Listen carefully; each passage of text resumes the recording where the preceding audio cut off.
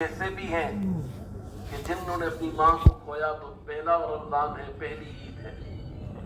کچھ ایسے ہیں کہ اپنے باپ کو کھوئے ہوئے آج پہلی عید ہے، پہلا رمضان ہے، تو یاد آتا ہوگا کہ کیسے میرے باپ مجھے صبح صبح اٹھا کر اپنے ساتھ مسجد لے جاتا تھا، نماز کے بعد مجھے کچھ نہ کچھ عیدی دیتا تھا۔ ماں باپ کی عادت ہوتی ہے۔ اور اس عید میں کیونکہ گوشت ووشت کا سلسلہ نہیں ہوتا قربانیوں کا، یہاں پر ہم عید دیتے ہیں۔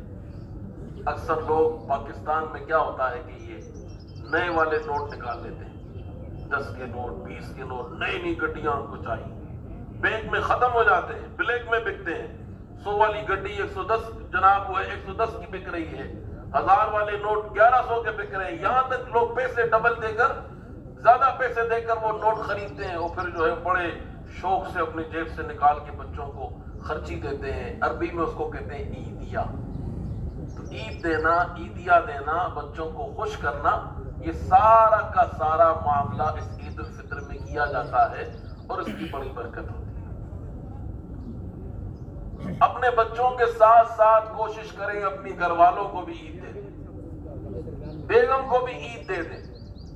اس کی وجہ یہ ہے کہ پورا رمضان آپ نے سحری کی، آپ نے تراویح پڑھی، افطاری کی، ہمارا کام تھا ماں کے لیے عبادت کے لیے تیار ہوتا ہے، اور اس کی تیاری کے پیچھے اس کی اہل کا ہاتھ ہوتا ہے کہ وہ اس کے کپڑوں کو تیار کرتی ہے، اس کی ٹوپی کو، اس کے لباس کو، اس کی دیگر چیزوں کا خیال کرتی ہے، تو لہذا وہ بھی حقدار ہیں، ان کو بھی آپ کچھ نہ کچھ عیدی سے نوازیں۔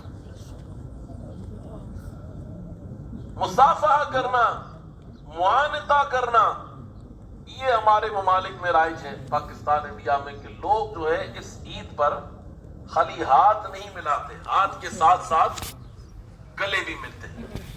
اچھی بات ہے، دلوں سے دل مل جائیں، اچھی بات ہے، تو گلے ملتے ہیں، اور بہت اچھے ہوتے ہیں وہ، 3 دفعہ، ایک دفعہ، پھر دوسری دفعہ، پھر تیسری دفعہ، تو اس طرح بھی گلے ملا جاتا ہے۔ تو یہ بھی ایک رواج ہے، اچھی بات ہے، آپ ضرور گلے ملیں۔ تو مصافحہ کرنا، معانقہ کرنا، یہ سارے کے سارے مختلف ممالک کے اندر رواج ہیں، اور کئی لوگ اس ملک اس عید پر، جیسے ہم پردیس میں رہتے ہیں تو کافی لوگ ہیں وہ پورا سال گھر نہیں جائیں گے، عید پر ٹکٹ مہنگی بھی ہوگی، کہیں گے جانا گھر پر ہے۔ اچھی عادت ہے اپنے بھائی بہنوں کو ملنے کے لیے جانا۔ آپ سفر کر کے جاتے ہیں تو یقیناً حضور نے فرمایا اس سے اچھا کوئی قدم نہیں ہے جو صلہ رحمی کے لیے اٹھتا ہے۔ اگر آپ صلہ رحمی کے لیے جاتے ہیں اپنے گھر پر تو اس سے اچھا کوئی قدم نہیں ہے، وہ بہترین قدم ہے جو انسان اٹھاتا ہے۔ میرے دوستوں، میرے پیارے بھائیوں، یہ خوشیوں کا دن ہے، یہ اللہ تعالیٰ کی رحمت کا دن ہے، یہ اللہ تعالیٰ کی طرف سے انعام حاصل کرنے کا دن ہے۔ اور نبی کریم علیہ السلام نے فرمایا المسلم اخو المسلم، مسلمان مسلمان کا بھائی ہے۔ اور اللہ تعالیٰ نے فرمایا انما المؤمنون اخوۃ، کہ مسلمان آپس میں بھائی بھائی ہیں۔ اس کا ذکر قرآن میں بھی آیا، اس کا ذکر حدیث پاک میں بھی آیا، اور حضور نے مزید تشریف فرمائی المسلم من سلم المسلمون بلسانہ ویدہ، کہ مسلمان وہ ہے کہ جس کے ہاتھ سے، جس کی زبان سے دوسرے مسلمان محفوظ رہیں۔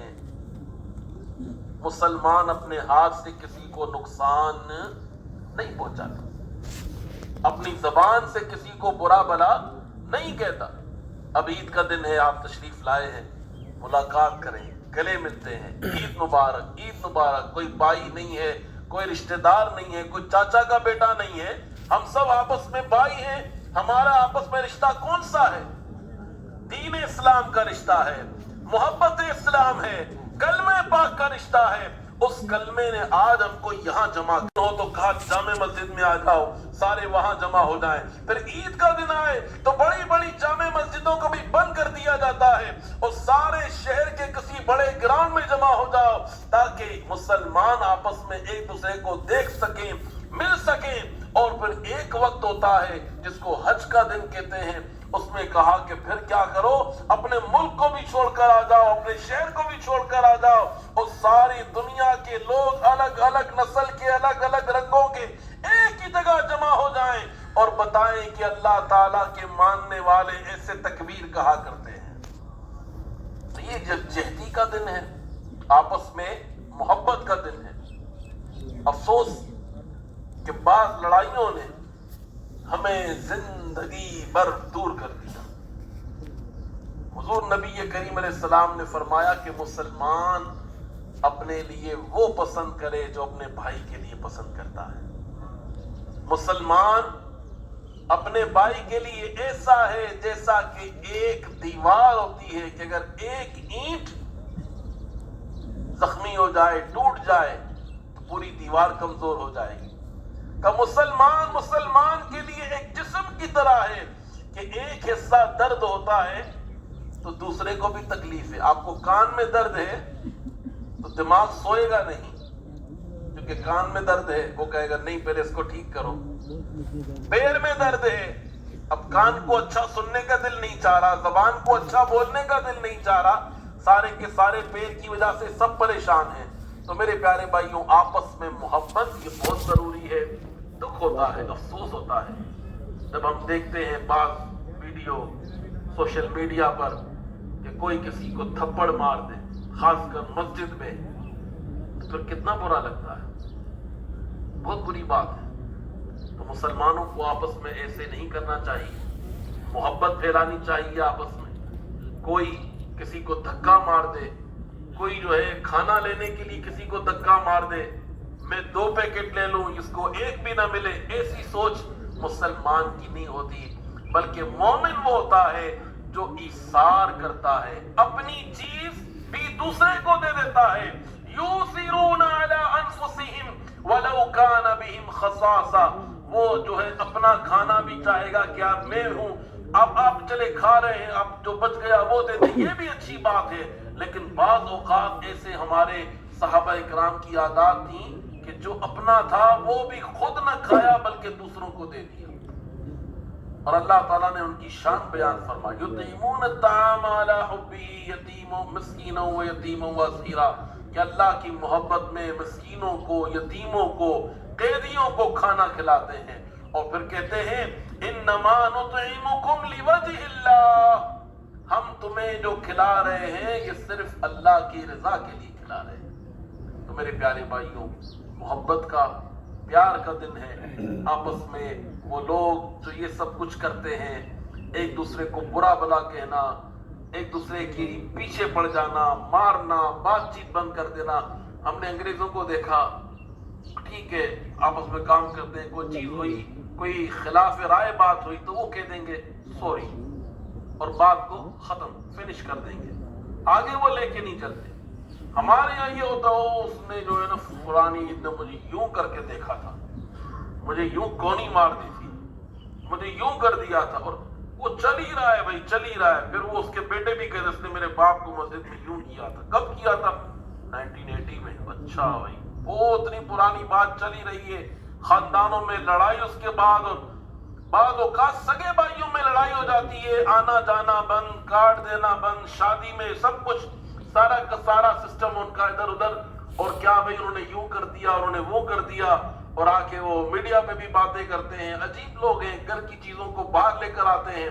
تو میرے پیارے بھائیوں، یہ سب کچھ ایک مسلمان کو درگزر کرنا چاہیے۔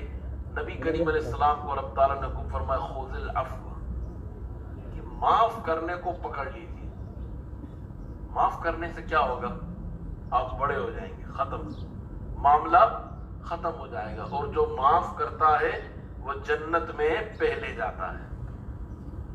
امام حسن، امام حسین رضی اللہ عنہ دونوں بھائی ہیں۔